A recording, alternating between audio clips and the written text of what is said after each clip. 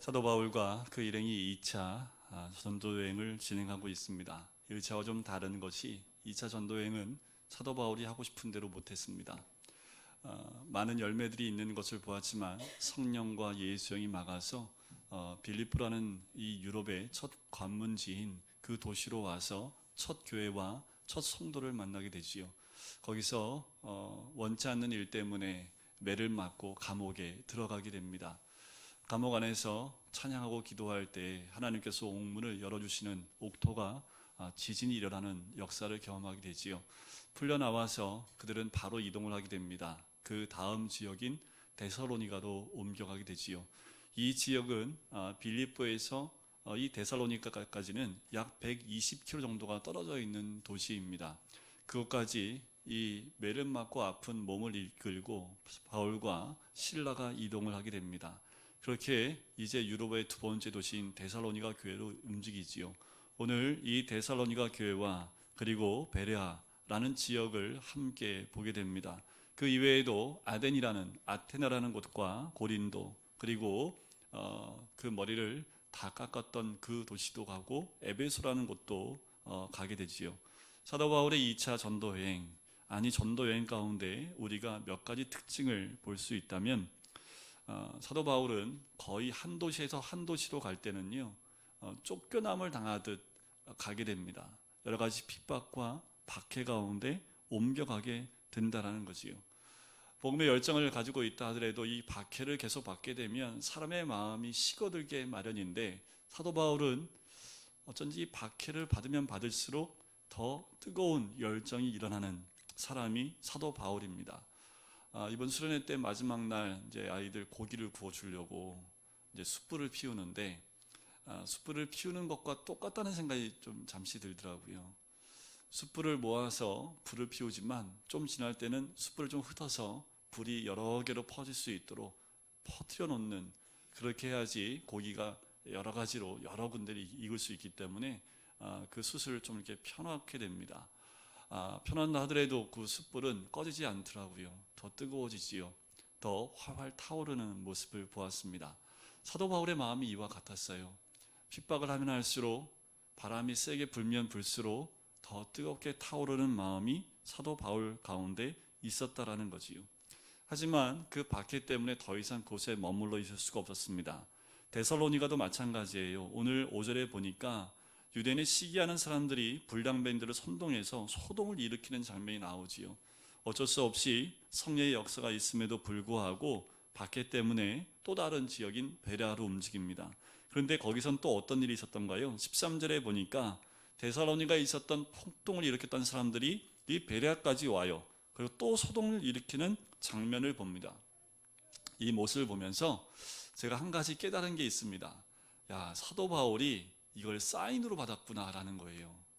자, 우리가 선교지에 나가면 계획한 바가 있습니다. 그리고 어떤 계획을 이루면 다음 선교지로 이동을 하는데, 사도 바울은 그런 게 없어요. 언제 움직여요? 때리면 움직여요. 박해하고 핍박을 하면 움직여요. 사도 바울의 마음 가운데 때가 되면 하나님이 박해를 일으키시는구나 라는 그 마음을, 그리고 그 박해를 하나님의 신호로 여겼던 것 같아요. 자신들이 계획한 대로 가지 않았다라는 겁니다.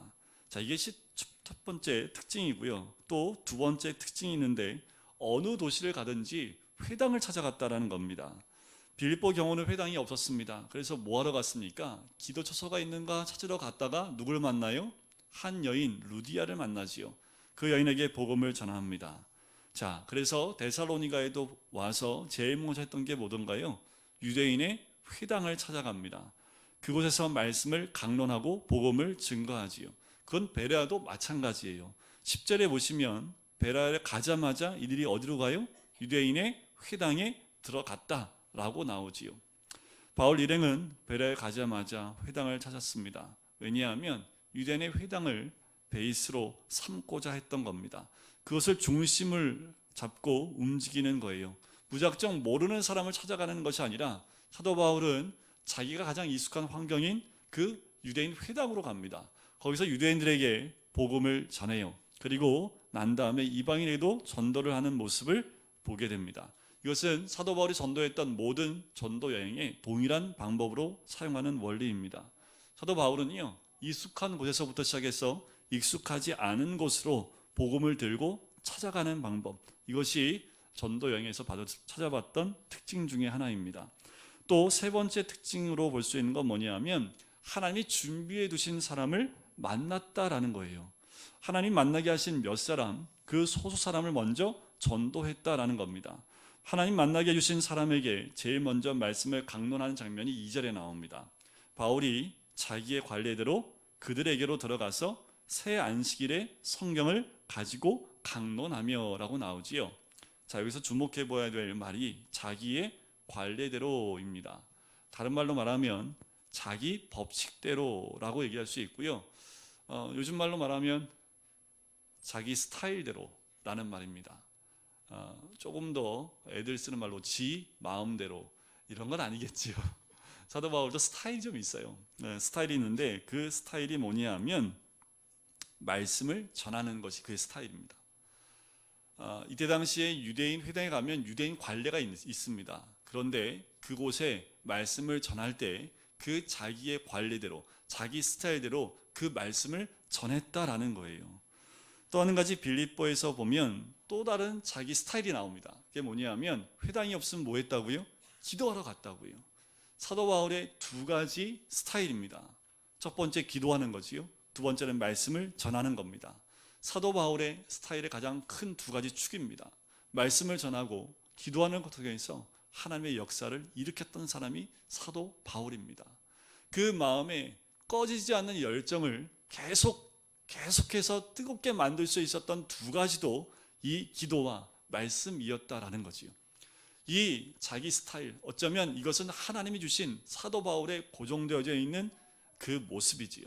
모든 사역자가 가져야 될 모습이기도 하고 우리 모든 성도님들이 닮아가야 될 모습이기도 합니다. 우리의 삶에 하나님의 역사가 일어날 수 있는 가장 큰 두 가지 방법이 뭘까요? 기도와 말씀입니다. 사도 바울에게 끊임없는 역사가 일어났던 것은 바로 이와 같은 거지요. 사도 바울은 가는 곳마다 선교센터를 세우지 않았습니다. 바울 자신이 선교센터였기 때문에 건물도 찾지 않았고요. 어떤 거점을 따로 두고 움직이지도 않았다라는 겁니다. 만나는 사람에게 복음을 전했고요. 장소가 정해지면 무조건 기도했습니다. 그리고 복음을 받아들인 사람을 데리고 자기의 온 정성과 뜻을 다하여 말씀을 가르쳤던 사람이 이 사도 바울이었다라는 거지요. 복음 외에 기도 외에 다른 것을 가지고 나가지 않았던 사람, 그 특징을 가진 사람이 사도 바울입니다. 또 네 번째 특징이 있어요. 그건 뭐냐면 선교지에 갔는데 되게 짧아요. 1년, 2년 있었던 것이 아니라 굉장히 짧은 기간을 머물러 있었다라는 겁니다. 자, 빌립보에 머문 기간은 대략 한 달 조금 더 됐을 것이다 라고 예상을 합니다. 오래 머물지 않았지요. 이는 바울이 어떤 제도나 장소나 건물에 관심이 없었던 거예요. 오직 사도 바울의 관심은 사람에게만 있습니다. 건물이나 제도 따위에는 별 관심이 없고요. 한 영혼 한 사람 만나는 것에 더 중심을 두고 있다라는 거예요. 우리가 나가서 복음 전할 때 우리도 이런 한 사람 한 사람 한 영혼 한 영혼을 만나게 하시는 그 영혼에 집중해야 될 줄 믿습니다. 여러분들 이번 설 연휴 동안 오래간만에 만난 친척들도 있었을 것이고 오래간만에 만난 가족들이 있었을 것입니다. 그런데 그 가족들의 그 영혼에 여러분들 마음을 두셔야 합니다. 참 쉽지 않아요. 이번에 오늘 아침에 이제 전도사가 그 얘기를 하더라고요. 전도사님이 가족들이 아직 구원되지 못했잖아요. 이런 명절 때마다 너무 힘들다고. 왜? 그랬더니 제사 지나는 모습을 보면 마음이 너무 무너지고 아프다고 얘기를 하더라고요. 저도 그 마음을 압니다. 저도 그런 가정에서 전도사 하면서도 저는 전도사인데 아직 가정에서는 제사를 드리는 모습 때문에 늘 마음에 무거움이 있었기 때문에 그 마음을 알아요. 더불어 그 무거운 마음에 그 가족들의 영혼을 볼 수 있도록 하나님이 하신 것이 아닌가라는 생각이 듭니다. 여러분, 사도 바울은 그 한 영혼 한 영혼에게 집중했다라는 것이요. 데살로니가 교회를 보면 2절에 보면 새 안식이라는 말이 나옵니다. 이 말은 3주라는 뜻인데요, 날수로 말하면 21일 정도가 되겠지요. 학자들에 의하면 21일이 아니라고 합니다. 더 오랜 기간이라고 하는데, 중요한 것은 회당에서 전할 수 있었던 그 시간은 3주였다라는 것을 우리에게 알려주고 있어요. 놀랍지요? 뭐가 놀랍습니까? 3번 전했는데 영혼이 구원됐다라는 거예요. 오랜 기간 데살로니가에 머물러 있어서 그 영혼이 구원받은 게 아니라 짧은 시간이었지만 굉장히 큰 핵폭탄이 터진 것 같은 그런 영향력을 끼쳤다라는 겁니다. 근데 오랜 시간 만난다고 많은 영향력을 주는 건 아니지요. 한 번의 만남으로도 그 영혼의 인생을 바꿀 수 있습니다. 우리가 많은 시간을 만나는 것보다 더 중요한 것은 짧게 만나더라도 그 영혼에게 영향력을, 결정적인 영향을 주는 사람이 돼야 되는 줄 믿습니다. 여러분, 우리가 다 그런 사람이 되었으면 좋겠습니다. 잠시 만나더라도 그 만남 이후에 한 사람을 변화시킬 수 있는 그런 능력과 영향을 끼칠 수 있는 사람이 되었으면 좋겠습니다. 그것은 아주 짧은 시간이라도 복음이 나눠질 때 그것이 가능합니다. 우리는 지금 얼마나 많은 사람에게 얼마만큼의 영향을 미치고 있습니까? 특히 우리가 만나는 사람들에게 얼마나 제대로 그리스도를 보여주고 있고 또 그리스도를 통해서 영향력을 끼치고 있습니까? 얼마나 그리스도의 향기의 모습을, 또한 얼마나 그리스도의 편지된 모습을 우리가 보여주고 있느냐는 거예요. 시간이 문제가 아니라 내용이 문제임을 우리가 꼭 기억하셔야 합니다.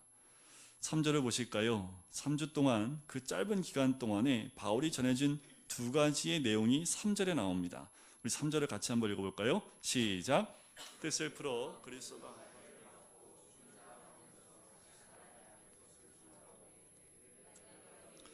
이 예수가 곧 그리스도라.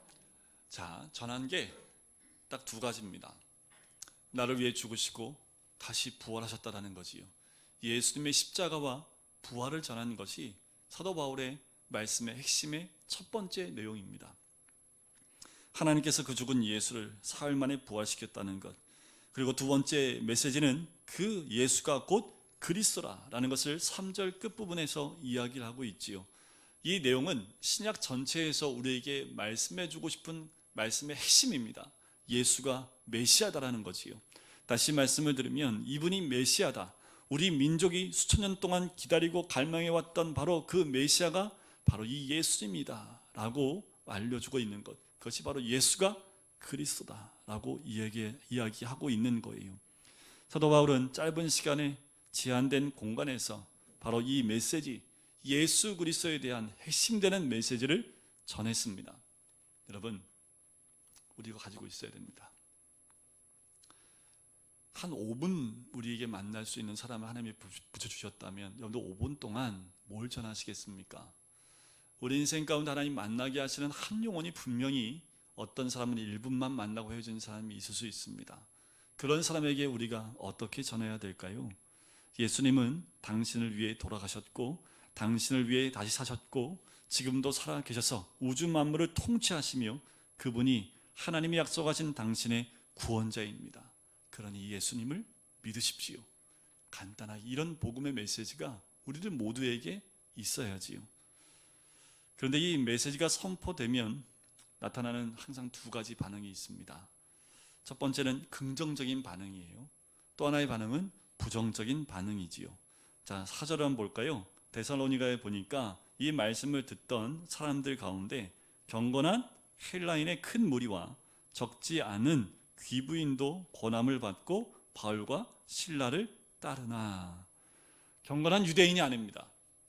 경건한 헬라인 중에서 많은 사람들, 또 적지 않은 귀부인들이 권함을 받고 바울과 실라를 따랐다라는 거지요. 여기서 우리가 또 하나 깨달을 것이 있어요. 많은 말을 해야지 믿는다는 거 아닙니다. 논리적으로 얘기해야지 예수님을 받아들이는 것만도 아닙니다. 많은 말과 논리적이고 많은 것들을 알려줘야지 예수님을 영접하는 것도 아니라는 거예요. 짧게 던져도, 짧은 복음이라도 그 말씀을 듣고 변화되는 사람이 분명히 있다라는 겁니다. 이것은 우리의 말로 사람들을 승복시키거나 예수를 믿게 할 수 없다라는 거지요. 그것은 오로지 성령의 역사이기 때문입니다. 성령이 역사하시면 짧은 그 음성으로도 많은 사람들이 주께로 돌아오는 역사가 있게 될 줄 믿습니다. 이 땅 가운데 선교사님들이 많이 들어오셨지요. 말도 통하지 않은 선교사님들이 이 땅에 들어와서 어떻게 복음을 전했을까요? 그들 가운데 오자마자 순교했던 분도 있고요. 이 땅에 오자마자 3일 만에 풍토병으로 죽었던 선교사님들도 있습니다. 그분들의 묘가 양화진에 지금 있지요. 그분들이 와서 한 게 뭘까요? 아무것도 없습니다. 그때 당시에 그 평가가 어떻게 된지 아세요? 이 선교는 실패했다라고 선교지에 보냈던 그 교회들이 평가를 했습니다. 그런데 그 열매가 100년도 되지 않아서 이 땅 가운데 꽃을 피우게 됐지요. 그 평가가 바뀌었습니다. 그들이 가서 그 땅에서 죽은 것 하나만으로도 하나님의 역사가 그 땅 가운데 임한다는 것을 다시 발견하게 됐다는 거지요. 여러분들 이와 마찬가지입니다. 성령이 역사하시면 우리가 많은 말 하지 않아도 사람이 변화됩니다. 성령이 역사하시면 우리가 예수 믿으세요 라는 말 한마디에도 사람들은 변화될 수 있다는 거지요. 예수에 대해서 관심을 가지게 되는 것, 그건 사람의 지혜가 아니라 성령의 능력인 줄 믿습니다. 자, 이렇게 성령의 능력이 나타나는 반면에 5절과 6절에 보니까 부정적인 반응이 등장을 합니다. 유대인들이 시기를 해요. 저자의 어떤 불량한 사람들을 데리고 때를 지어 소동을 일으키지요. 그리고 야손의 집에 침입을 합니다. 자, 6절 말씀을 같이 한번 읽어볼까요? 6절입니다. 시작. 발견하지 못함에 야손과 몇 형제들을 끌고 읍장들 앞에 가서 소리질러 이르되 천하를 어지럽게 하던 이 사람들이 여기도 이르매. 자, 보니까 이 사람들의 모습이 어때요? 굉장히 격해 있지요. 감정적인, 굉장히 심하게 감정적인 표현을 하고 있는 것을 보게 됩니다. 성령의 역사가 있는 곳에는 또 무슨 역사가 있을까요? 어둠의 역사가 있습니다. 사단의 역사가 반드시 있다라는 거예요. 복음을 듣고 그것을 받아들이는 사람이 있는 반면에 부정적인 복음의 부정적인 반응을 보이는 예수님을 거부하는 사람들도 있다라는 겁니다. 복음이 전해지는 것을 그냥 두지 못하는 사탄이 개입해서 사람들을 미혹하고 있기 때문에 그래요.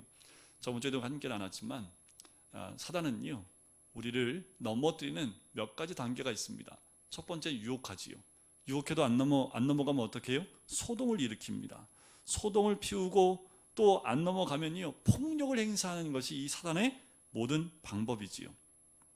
이것은 빌립보에서 이미 우리가 함께 보았던 겁니다.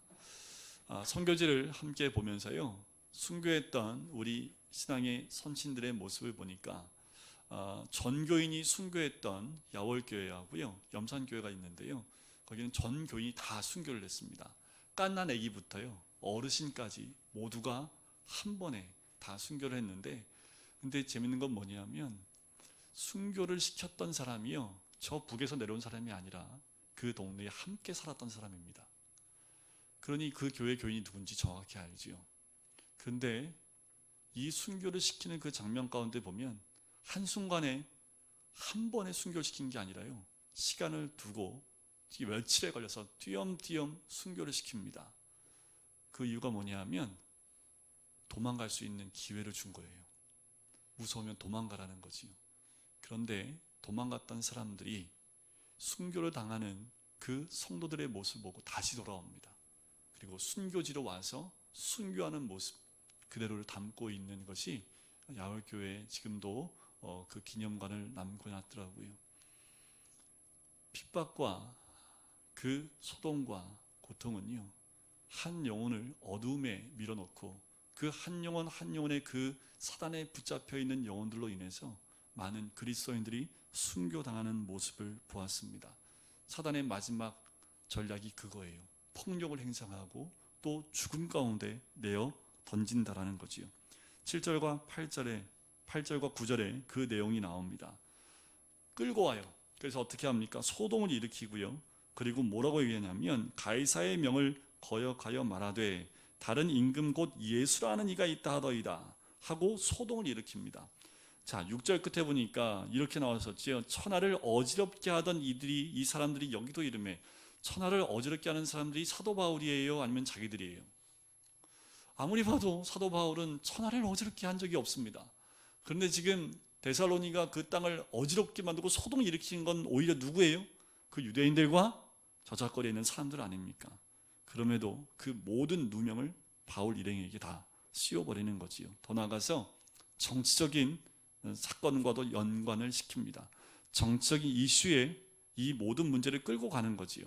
가이사를 끌고 와요. 그래서 예수를 임금 삼으려고 한다.